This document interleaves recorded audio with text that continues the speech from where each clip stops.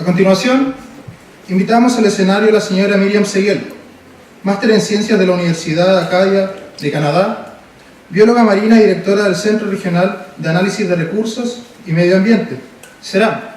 Desde el año 2000, la investigadora expondrá análisis de causas, consecuencias y desafíos del fenómeno de la marea roja. En realidad el título es bastante ambicioso, fue propuesto por la gente de ingeniería.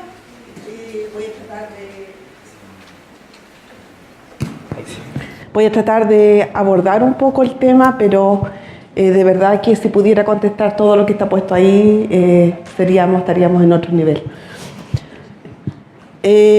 Solamente como reseña es que la marea roja es un evento, ¿no es cierto?, que data de muchos años. Este es un título de un diario de Puerto Montt en el año 2007, donde hace mención, ¿no es cierto?, a la marea roja y la amenaza latente que existe en el sur de Chile. Esta fotografía que está puesta acá en este minuto no corresponde a una fotografía de nuestro país, pero sí da origen, digamos, a su título marea roja y por el color rojizo que tiene el agua. Este es un título, ¿no es cierto?, de un diario local, no sé dónde está, de un diario local donde efectivamente habla de todos los problemas sociales y económicos, ¿no es cierto?, del último evento del 2016. Bueno, primero como hay estudiantes de ingeniería, yo creo que decidí adoptar algunas cosas básicas y hablar un poco sobre el fitoplancton, que son las microalgas, ¿no es cierto?, que forman parte de la cadena alimentaria y que son de muy pequeño tamaño y que alrededor de 4.000 especies están descritas a nivel mundial. Hay dos grandes grupos, que son las diatomeas, que es este grupo de acá, y los dinoflagelados. Pero a su vez también hay otros que son de menor relevancia. Dentro de las diatomeas y los dinoflagelados, las diatomeas son las que forman el 99% de una comunidad fitoplanctónica en un momento determinado. ¿Qué es el concepto de marea roja? El concepto de marea roja dice que es una concentración masiva de algún organismo fitoplanctónico que por alta biomasa cambia de color el agua. Y como vamos a ver que muchas de las floraciones que ocurrió en el 2016, ¿no es cierto?, no corresponden a este concepto porque no hay un cambio de coloración en el agua. Pero efectivamente es un término que gusta mucho, ¿no es cierto?, de los periodistas y a su vez causa un gran impacto dentro de la población. Sin embargo, ¿no es cierto?, para la gente que sigue manteniendo este concepto de marea roja, vemos que no todas las mareas son de color rojo, hay mareas de color café, verde. ¿Y de qué depende de eso? Depende de los pigmentos que tengan estas microalgas, y ese va a ser el color en el cual va a cambiar el agua. Por lo tanto, vemos, ¿no es cierto?, mareas café, mareas rojas, y si ustedes se recuerdan de la diapositiva que mostró el profesor Iriarte, había una marea de color verde, ¿no es cierto?, y era porque los pigmentos predominantes de esa microalga eran las clorofilas. Sin embargo, como hay un grupo de microalgas que no producen discoloración en el agua, hay un concepto que se usa mucho que son las floraciones algales nocivas. ¿Qué es lo que son las floraciones algales nocivas? Vamos a ver que se usa en el mundo académico. Son todos aquellos grupos, ¿no es cierto?, de microorganismos que son percibidas como dañinas para el ser humano. Esto puede ser, ¿no es cierto?, en la salud humana, en la acuicultura o en el turismo. O sea, todas aquellas microalgas que de alguna manera producen un efecto nocivo en el ser humano están dentro del concepto de floraciones algales nocivas y no necesariamente producen un cambio o una discoloración en el agua.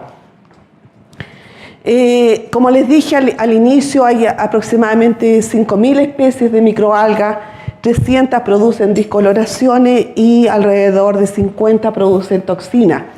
Aquí vemos una galería de fotografías, que son fotografías que corresponden a microalgas presentes en el sur de Chile, y dentro de ellas vemos algunas especies, ¿no es cierto?, como Alexandrium o Dinophysis, que son aquellas especies que sí producen toxinas. Por lo tanto, la charla se va a abocar exclusivamente a aquellas microalgas que producen toxinas, que a través de la cadena alimentaria producen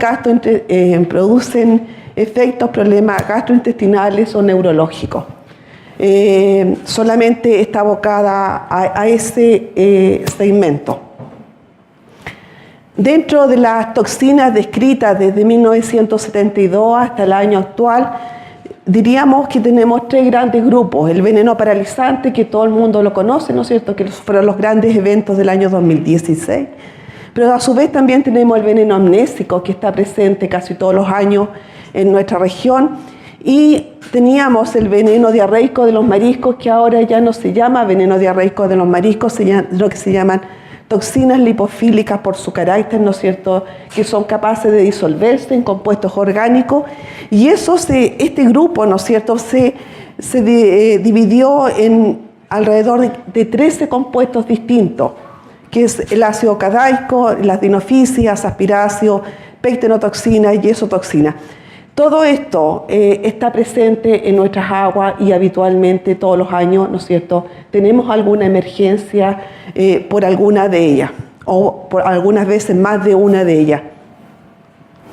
Esta es la distribución de las toxinas en Chile. Vemos el veneno paralizante, está de color rojo. Vemos que la distribución, ¿no es cierto?, va desde la región de los ríos en Mehuín, que fue su límite norte, hasta la región de Magallanes. Después vemos las toxinas lipofílicas, que este grupo que está presente también a lo largo de todo el sur de Chile, también se ha encontrado en el norte, en la tercera y cuarta región, y el veneno amnésico, que igual está distribuido casi a lo largo de todo Chile. Por lo tanto, Chile, como es una potencia, ¿no es cierto?, que produce moluscos, tiene que lidiar anualmente con todo este grupo de toxinas emergentes que aparecen cada año en nuestro país. Aquí está una galería de fotografías, están los dinoflagelados, dinophysis, ¿no es cierto?, que son las especies que producen pectenotoxinas, ácido cadaico, Protoceratium reticulatum, son las yesotoxinas, Alexandrium catenella, el veneno paralizante, y las diatomeas, que pertenecen al género Pseudonychia, que producen el veneno amnésico de los mariscos.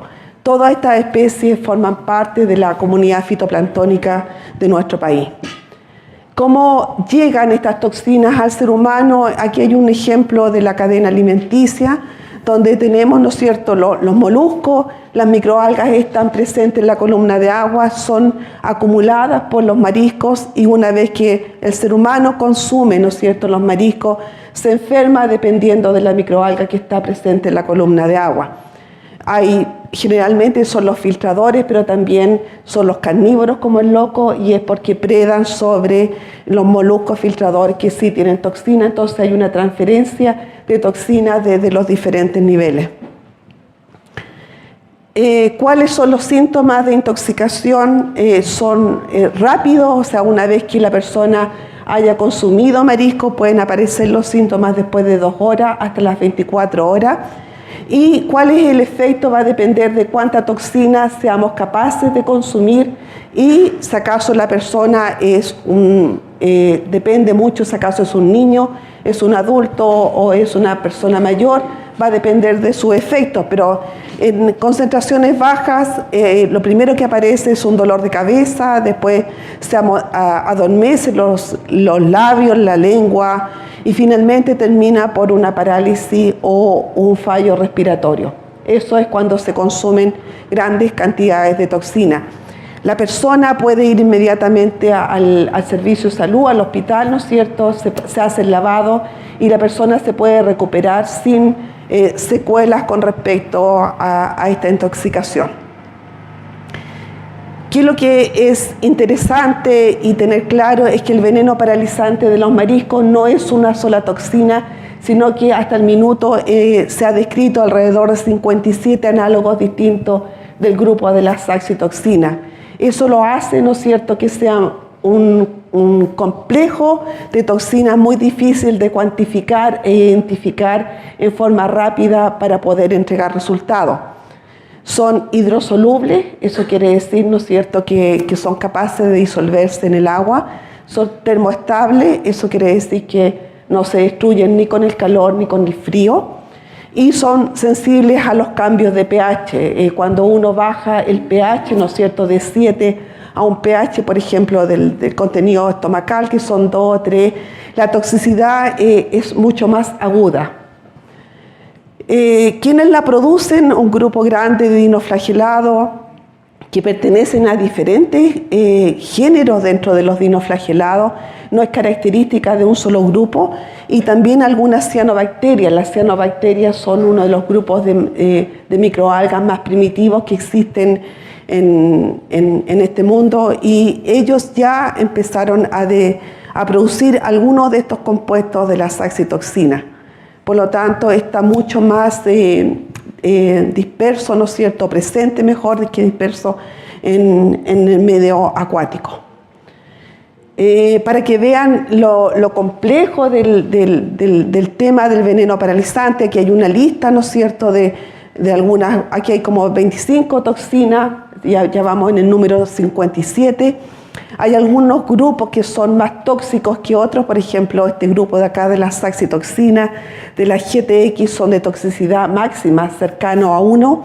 Después tenemos la C, la C4, que son de toxicidades menores, y una toxicidad intermedia. O sea, cada uno de las análogos que componen este veneno tienen diferentes grados de toxicidades. Por lo tanto, cuando uno determina que esto tiene 80 o 100 o 120, es el resultado de todo este bloque de toxinas que uno determina cuál es su toxina principal. Esta es nuestra especie, ¿no es cierto?, se llama Alexandrium catenella, es una de las especies que produce veneno paralizante. En el año 2005 se emite, ¿no es cierto?, el Decreto Supremo 345-2005, que es el reglamento sobre plagas hidrobiológicas, donde años después, yo no me acuerdo, parece que en el 2008, si la gente de Senapesca me puede ayudar, se declara Alexandrium catenella una especie plaga hidrobiológica. Eso quiere decir que hay una serie de aspectos que se hacen para evitar, ¿no es cierto?, el traspaso de una región hacia otra. Para que tengamos una visión, esta es la distribución del veneno paralizante en los años 70, aquí en el año 2009, y que lo que vemos a lo largo de todo el mundo es un veneno, ¿no es cierto?, que se ha ido expandiendo a lo largo de todo el mundo. No es un problema de Chile, sino que es un problema a nivel mundial. Son diferentes especies. ¿Qué pasa en nuestro país? Bueno, el primer evento data del año de 1972 en la región de Magallanes, y luego esta microalga en los diferentes años, que lo que ha ido pasando ha ido expandiéndose hacia el norte. En el año 1993 o 1994 se observa por primera vez en la región de Aysén, y desde ahí en adelante se presenta en Aysén en forma recurrente. En el año 1998, Lembeye y otras personas describen Alexandrium catenella por primera vez en la parte sur de la isla de Chiloé. El primer evento tóxico en la región de los lagos ocurre en el año 2002, donde alcanzan los mariscos alrededor de 30.000 microgramos de saxitoxina. Luego tenemos otro evento del 2009, donde se ven ya algunas células de Alexandrium en Faro Corona, que es la parte oceánica de la isla de Chiloé. También se observan algunas células en Calbuco. Y luego tenemos el gran evento del 2016, donde expande, ¿no es cierto?, su distribución geográfica hasta el límite norte de Mewin, que es su límite, digamos, norte actual. ¿Qué pasa? Es donde mantenimos mayor cantidad de registros. Son los eventos que ocurren en la región de Aysén. Cada círculo equivale a la toxicidad, el color rojo equivale entre 10.000 a 50.000 microgramos. Y en resumen, ¿qué es lo que vemos acá? ¿No es cierto? Están los diferentes años desde que se observó por primera vez. Vemos que hay una variabilidad interanual, ¿no es cierto? Hay años que las toxicidades son menores, pero otros años son de intensidad mucho más intensa. Por ejemplo, el 2002, cuando llega a la región a la parte sur de la isla de Chiloé. Después vemos el evento del 2009, que las toxinas acá llegaron sobre los 10.000 microgramos de saxitoxina. Por lo tanto, es una región que gran parte del tiempo permanece cerrada por efecto del veneno paralizante. ¿Qué pasó en el verano del 2016? Bueno, estas son fotografías, son diapositivas realizadas por el Instituto Fomento Pesquero, quien me las pasó para poder exponerlas durante el día de hoy, que habla sobre la historia del evento del año 2016 y cómo, en base a la información producto de los monitoreos existentes, podemos reconstituir un poco la historia, digamos, de este año. Que lo que es cada punto en este caso equivale a la abundancia relativa de Alexandrium catenella en la columna de agua. Y a medida, ¿no es cierto?, que va cambiando el tamaño del diámetro, es una mayor concentración. Que lo que vemos que en el enero del 2016, Alexandrium catenella, obviamente que si tenemos la 11ª región, igual vamos a encontrar Alexandrium, pero está ubicada principalmente en la parte sur de la isla de Chiloé.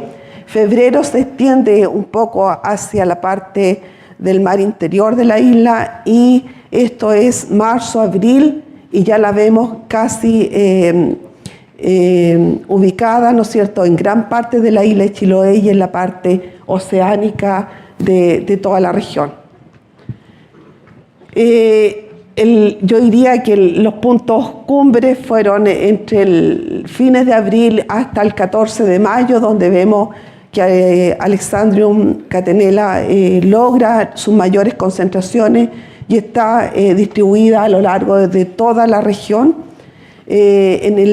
Alrededor del 13 de mayo esta microalga entra por el canal de Chacao e ingresa, ¿no es cierto?, a la parte norte de la isla de Chiloé, haciendo que los mariscos, ¿no es cierto?, estén tóxicos a lo largo de toda la isla.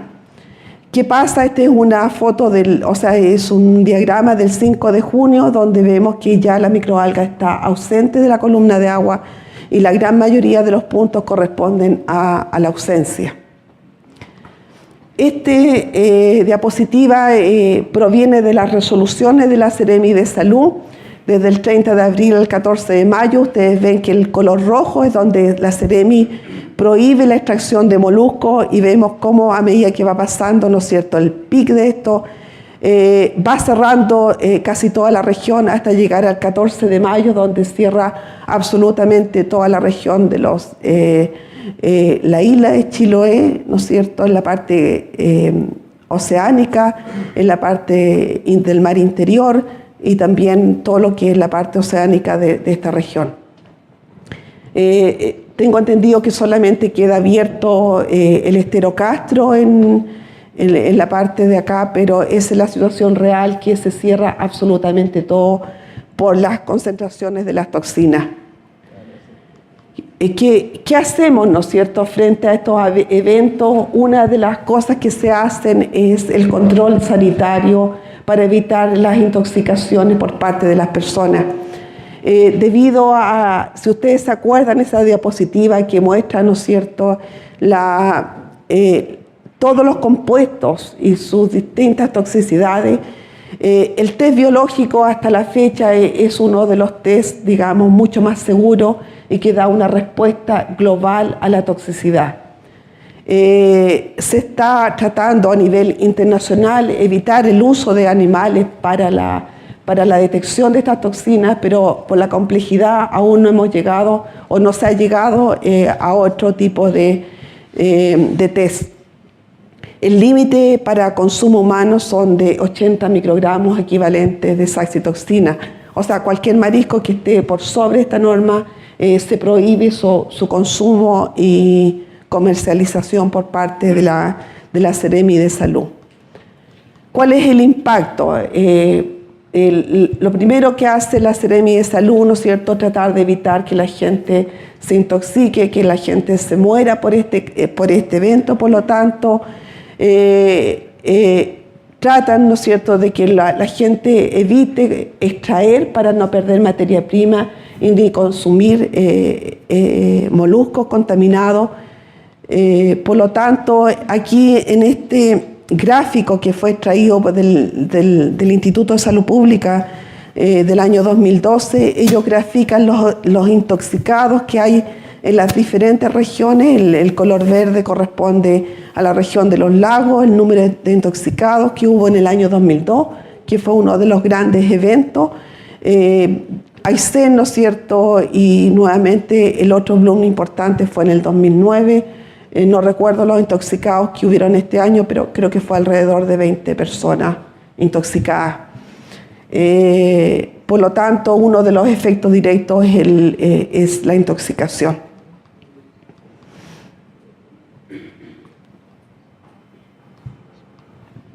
Se quedó. Algo le pasó.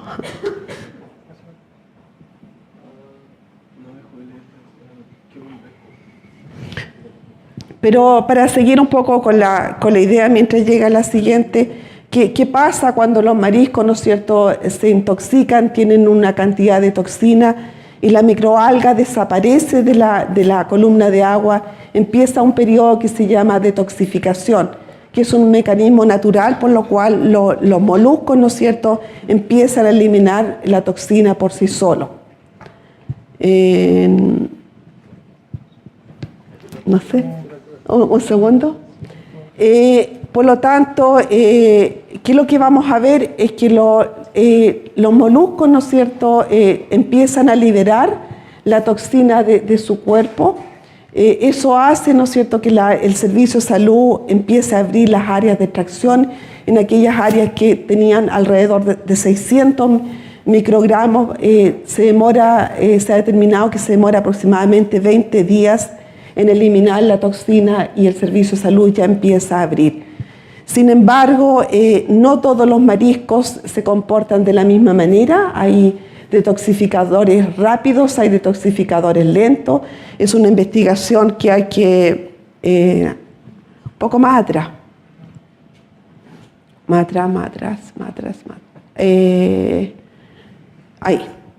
Este es un trabajo del doctor Navarro, es un profesor de la Universidad Austral de Chile en Valdivia, y hizo un experimento de intoxicación y detoxificación de los moluscos con dos dietas, una dieta de 120.000 células por litro de Alexandrium, esta otra de 200.000, que es lo que vemos acá. En el caso de los choritos, ¿no es cierto?, con una dieta de 120.000, se demoran aproximadamente 14 o 15 días en llegar a niveles de 600 microgramos. A su vez, se demora alrededor de 20 días en detoxificarse y llegar a niveles bajo el límite permisible para el consumo humano. Sin embargo, si nosotros aumentamos la concentración de Alexandrium, que es lo que vemos en el gráfico de abajo, que en 9 días los choritos logran tener alrededor de 1.200, 1.400 microgramos, y que ya a nivel de 17 días todavía los choritos no logran detoxificarse. Por lo tanto, el proceso de detoxificación va a depender mucho de la cantidad de toxina que tengan y de la especie involucrada. Este es otro ejemplo, fue una floración. Esto proviene de un proyecto FONDEF que llevamos a cabo con el doctor Molinet y otras personas. Es una floración que hubo en el verano del 2009 en la región de Aysén, que es lo que vemos acá. Este es el área de muestreo. Hubo un evento, ¿no es cierto? Este gráfico, que lo que muestra es un resumen de las toxinas de las almejas, que son de estos 7 puntos que están puestos acá. ¿Y qué es lo que primero vemos? ¿No es cierto? Que hay una gran variabilidad geográfica en la cantidad de toxinas. No todos los mariscos se intoxican de la misma manera, ¿no es cierto? Hay variabilidad entre un sector y otro porque la distribución de las microalgas no es una distribución homogénea en la columna de agua. ¿Qué es lo que vemos acá? Vemos que hay sectores que llegaron alrededor de 15.000 microgramos, en cambio hay otros sectores que llegaron a 1.000 microgramos, y que el proceso de detoxificación pasa por dos etapas, una etapa rápida y otra muy lenta, y que a pesar que en un año los bancos naturales de almeja, muchos de ellos todavía permanecen con valores sobre los 80 microgramos. Eso quiere decir, ¿no es cierto?, que eso hace mucho más difícil el manejo en áreas donde la marea roja, ¿no es cierto?, o las floraciones por alexandrio están en forma continua y permanente. En este otro gráfico, ¿no es cierto?, es la cinética de detoxificación por cada una de las áreas, y vemos, ¿no es cierto?, cómo algunas áreas bajan bajo el nivel de 80 microgramos y otras que continúan por sobre los 80 microgramos. En los bancos es uno de los pocos ejemplos que existen en la literatura chilena sobre la detoxificación en bancos naturales de almeja. ¿Qué pasó en la floración del 2006? Este es un ejemplo de Punta Chocoy, vamos a ver datos. Punta Chocoy, ¿no es cierto?, está cerca de Carelmapu, es una parte oceánica, es un área que pertenece al programa de sanidad de moluscos bivalvos, donde extraje los resultados para mostrarlos. ¿Qué es lo que vemos? Vemos que el brote de Alexandrium empezó, ¿no es cierto?, en este sector como a mediados de abril y terminó los últimos días de mayo, con concentraciones máximas de entre 200 y 300 mil células por litro en una muestra integrada en la columna de agua, y los culengues en este caso llegaron a valores cercanos a 6.000 microgramos. ¿Qué es lo que hemos visto? Este es un monitoreo que continúa en el tiempo, que ya a principios de julio los culengues bajaron desde 6.000 a 800 microgramos aproximadamente, como en 2 meses. Este es un modelo que hizo Patricio sobre la detoxificación, es un modelo simple. Voy a tratar de explicarlo en los culengues, que es lo que nosotros estimamos, ¿no es cierto?, que los culengues deberían estar alrededor de mediados de agosto con concentraciones aproximadas de 450 microgramos, y que a fines de octubre podrían estar bajo los 80 microgramos.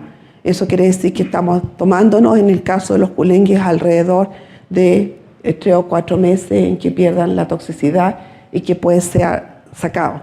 Sin embargo, la región de Aysén tiene una resolución que permite la extracción de culengue con 500 microgramos siempre y cuando, ¿no es cierto?, pase a planta y baja a niveles por bajo de los 80 microgramos. O sea, hay alternativas. ¿Cuáles son las reflexiones que hago con respecto a este evento? Es que en general la investigación es escasa. No hay muchos grupos de trabajo a lo largo de todo el país, y se prioriza cuando ocurren grandes eventos. Es ahí donde la investigación se prioriza y se piensa que es importante. Que lo que pienso es que los programas de monitoreo, hay programas de monitoreo, y muchos de los mapas que ustedes ven están basados en los programas de monitoreo que mantiene el IFOP. Tienen que mantenerse, ¿no es cierto?, porque es lo que nos da la visión día a día, y debe ser implementado a nuevas áreas geográficas. Por ejemplo, toda la región de los ríos de alguna manera tiene que ser incorporada por la expansión de la microalga. Tiene que ver un poco con la pregunta que alguien le hizo al José Luis, en desarrollar modelos para predecir la ocurrencia y la expansión de Alexandrium catenella. No está claro cuáles son, o sea, no hay un solo factor que hace que ocurra, ha estado muy ligado al fenómeno del niño. No soy oceanógrafa, así que no me meto mucho en esos temas, pero sí necesitamos modelos que nos permitan predecir la ocurrencia y la expansión de Alexandrio. Conocer los mecanismos de dispersión e inactivación de las células vegetativas y de los estados de resistencia. Tiene que haber investigación para que la actividad humana de alguna manera hace que esta microalga se expanda geográficamente. ¿Cómo podemos inactivarla? Yo creo que es uno de los grandes desafíos que tiene ahora la industria. Conocer los tiempos de intoxicación y detoxificación de todos los moluscos que existen en la región. Eso les va a permitir, ¿no es cierto?, que los problemas sociales no sean tan graves, que uno va a saber si acaso los moluscos llegan a 6.000, nos vamos a demorar, no sé, 2 meses, 1 mes, qué se va a hacer en ese periodo. De gran relevancia conocer esto, pero con las especies chilenas.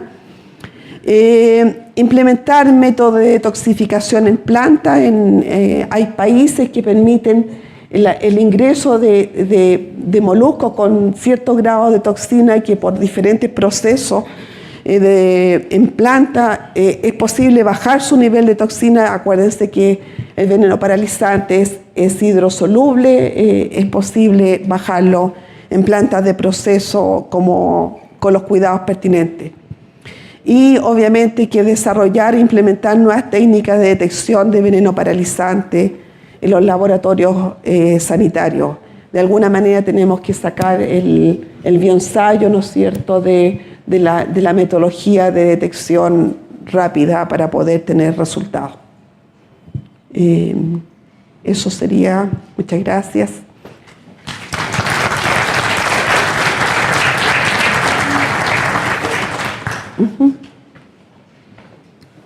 A continuación, daremos paso a una ronda de 3 preguntas, las cuales se realizarán directamente por el público y serán respondidas por nuestra expositora. ¿Aló? Hola, Miriam. Hola. La consulta básicamente va enfocada a un tema que en casi ninguna de las presentaciones que yo he visto se le ha dado la importancia y la profundidad que merece, y es los quistes de resistencia. Los niveles de quiste de resistencia, el tiempo, ¿qué sabes tú sobre el tiempo también que dura, digamos, ese quiste en el sedimento? Podemos pasar a la última.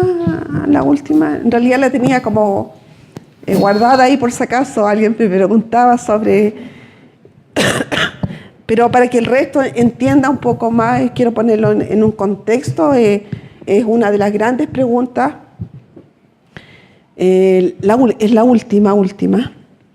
Que ese es el ciclo de vida de Alexandrium catenella. ¿Y qué hace este ciclo de vida? Dice cuáles son los mecanismos de dispersión de Alexandrium catenella y de otros dinoflagelados. Ellos tienen un ciclo de vida extremadamente complejo. Yo creo que algo se sabe, pero no se sabe completo cada vez. Pero ellos tienen una fase vegetativa y una fase bentónica. Entonces, él me preguntaba por esta fase bentónica, ¿no es cierto? Que cuando al término de bloom, estas microalgas forman gametos, estos gametos se unen y forman los planocigotos, y los planocigotos pierden su flagelo y se colocan como una especie de, en palabras simples, como semilla de los árboles. Como carecen de flagelo, estos se ponen se van hacia el sedimento y constituyen como una colonización futura, porque son capaces de generar nuevamente, cuando las condiciones ambientales son capaces de formar nuevamente la fase vegetativa. Para que ustedes tengan claridad, esto mide alrededor de 40 micrones que se buscan, ¿no es cierto?, entre los sedimentos de los fondos marinos. Por lo tanto, son trabajos bastante laboriosos. Nosotros hicimos, no traje los datos, pero hicimos varias expediciones a través de los Simarfiordos, y se buscaron los quistes los bancos de quiste, porque la literatura internacional dice que los bancos de quiste, que son como bancos de semilla, son los que dan origen a la nueva floración al año siguiente. En general, nosotros no encontramos bancos de quiste, por lo tanto la interrogante aún continúa. Sin embargo, Mardone, ahora recientemente en el 2016, él publica un trabajo donde encuentra una gran cantidad de quistes en la parte del fiordo de Aysén, en el Puyuhuapi. Y que lo que se sabe de esto es que pueden permanecer años viables y enterrados en el sedimento. Ellos tienen entramos a temas biológicos medio, voy a tratar de ser simple, pero ellos tienen un periodo de dormancia. Eso quiere decir que los quistes permanecen como haciendo una serie de, como que aparte de que tienen una pared que es muy resistente, ellos tienen un reloj interior en la cual llega un minuto en que ellos sí están maduros como para dar origen a una nueva célula vegetativa. Este tiempo de dormancia no se conocía hasta hace un par de meses atrás. Se estima una dormancia, ya no me acuerdo, como de 120 días. Eso quiere decir que los quistes se demoran, entre comillas, no pueden germinar hasta que no pasen por este periodo mandatorio. Y una vez que pasan los 120 días son capaces de dar origen a una nueva floración. Sin embargo, como son células de tan pequeño tamaño, cuesta buscarlos en el ambiente marino. De verdad que son temas complejos, pero sí sabemos, ¿no es cierto?, que efectivamente, y es un mecanismo, ¿no es cierto?, de dispersión, porque se sabe que estos quistes también pueden ser ingeridos por los moluscos, y cuando los moluscos son trasladados de una región a otra, estos son capaces, ¿no es cierto?, de sobrevivir, y una serie de mecanismos que desconocemos mucho sobre este tema. Pero efectivamente esta parte del ciclo de vida es desconocida. Es desconocida en nuestro país, y la ciencia debería estar mirando esta parte y cuáles son los mecanismos de dispersión que hay de los quistes de resistencia, tanto a través de los moluscos, a través de las redes, a través de todo lo que significa traslado, ¿no es cierto?, de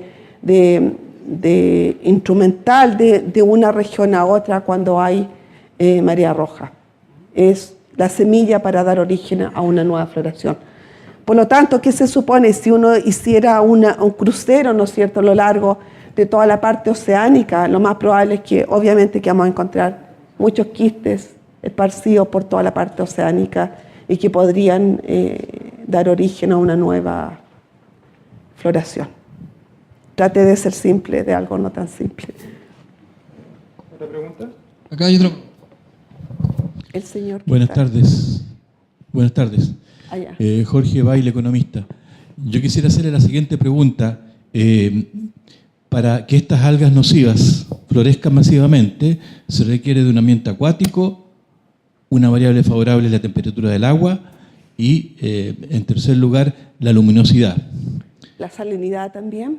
La salinidad También es relevante. Entonces, tenemos que, a través de muchos miles de años, tenemos la salinidad del mar, la luminosidad del día, que es más larga en verano que en invierno, y, digamos, las condiciones de promedio de temperatura que varían entre 8 grados y 12 grados según sea invierno y verano.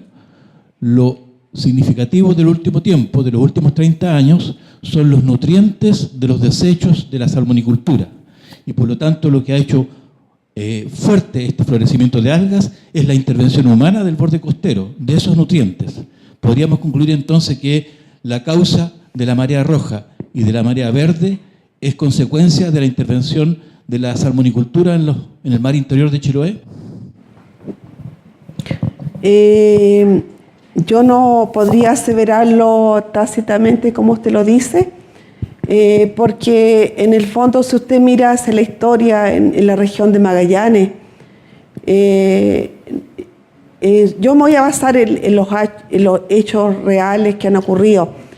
En Magallanes, ¿no es cierto?, las aguas son prístinas, son limpias, casi no hay habitantes, y donde los primeros registros de veneno paralizante y las primeras muertes ocurrieron en la región de Magallanes.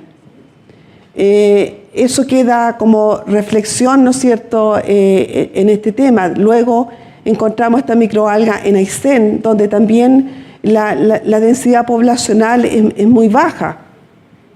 Yo no quiero decir con esto es que los desechos antropogénicos, no tan solo de la salmonicultura, sino que también del ser humano, y como lo dijo el profesor anterior, ¿no es cierto?, la intervención de todo el sistema, porque el sistema acuático es un resultado de muchas cosas. Hay una serie de estudios hacia de ver el efecto de la marea roja, ¿no es cierto?, en este caso de los florecimientos de Alexandrium con el evento del Niño. Ha sido un año seco, hace un año sin lluvia. No tengo la palabra final, pero sí, digamos, la reflexión va en que los eventos comenzaron en Magallanes en 1972, cuando las aguas eran prístinas en el sur de Chile. Pero no quiere decir que nosotros con nuestra intervención, ¿no es cierto?, no ayudemos a esto. Vamos con una última pregunta, por favor. Buenas tardes. Juan Fernández, presidente del Colegio de Oficiales en la Marina Mercante. Mi consulta: cuando los buques toman agua de lastre y se trasladan de una zona contaminada a una zona no contaminada, ¿qué fenómeno ocurren ahí? ¿Se inicia un nuevo ciclo de contaminación? A ver, las aguas de lastre está descrita en la literatura como mecanismos de dispersión, no tan solo de microalgas, sino que de muchas cosas. La toma de grandes volúmenes de agua, que por ejemplo de los grandes barcos que se trasladan de un continente a otro, y hay muchos países que se han comprobado la introducción de muchas especies, ¿no es cierto?, por efecto de las aguas lastres. Por lo tanto, si uno toma eso, obviamente y por eso es que hay una serie de legislación en qué minuto y en qué lugar deberían tomarse las aguas y en qué lugar los barcos deberían hacer recambio de las aguas, ¿no es cierto?, antes de botarlas en la zona costera. Que eso se hace o no se hace, me imagino yo que sí.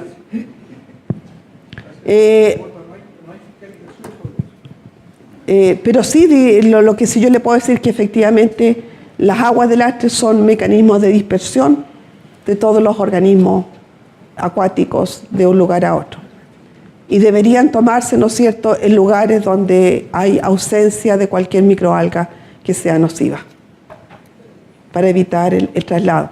Y si uno se va hacia este ciclo de vida, ¿no es cierto?, nosotros también trasladamos los quites de resistencia a las aguas de lastre. Y eso está descrito en la literatura, efectivamente. Muy bien, muchas gracias. Agradecemos la presentación de la señora Miriam Seguel. La invitamos